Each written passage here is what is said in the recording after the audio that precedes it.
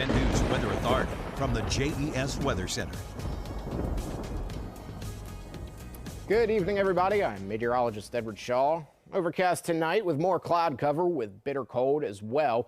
As we go into tomorrow morning, we're going to start out relatively dry with that wintry mess on the way tomorrow night and then into the early morning hours on Tuesday. And then later on this week, another system likely to come through here, possibly on Friday. Now, let's take a look at the picture right now before we get into what's going to happen. That cold front that we talked about yesterday, pushing through the region and across the eastern seaboard, that's going to head out to sea here over the next few hours. But you'll notice behind it, we're still seeing issues where we're looking at winter weather advisories for areas such as Mississippi, parts of Missouri, Tennessee, Kentucky, and all the way up towards parts of Missouri, Chicago, up into Wisconsin as well. And that's going to be part of our next system that's expected to come through. By Monday night, 11 p.m., we're hovering right around freezing. The temperatures are going to be the big things here going into the next few hours of the week.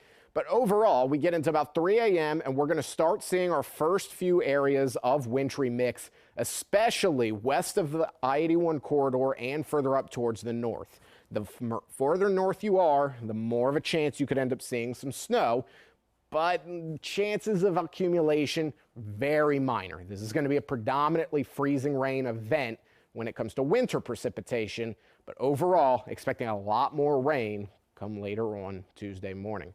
5 a.m., again, you could see where we're hovering at 33. That's going to allow for some wintry mix to fall in some of those areas that are running a little bit cooler, but areas running any bit above 32 are going to largely be dominated by rain.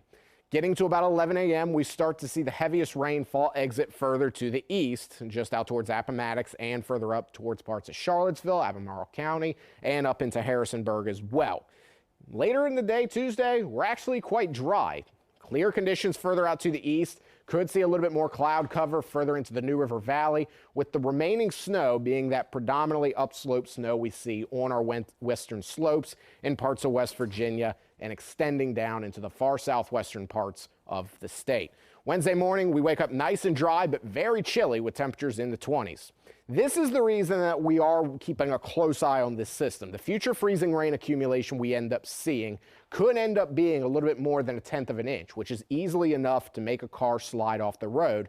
So if you're heading out the door at all, working an overnight shift early Tuesday morning, keep this in mind and be sure you're driving safely, because that could certainly throw a few monkey wrenches in your travel plans.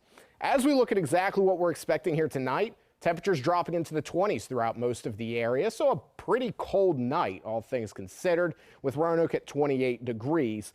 Tomorrow, we heat up into the 40s throughout most of the area, so overall, a pretty mild day, chillier than normal, but still going to be rather cold but sunny. Going to issue an alert day here for Tuesday. We'll have more on that coming up on 10 News at 11. But then later on into the week, we're going to watch that next system, possibly Friday into Saturday, with bitter cold likely to arrive here by Friday. Brooke?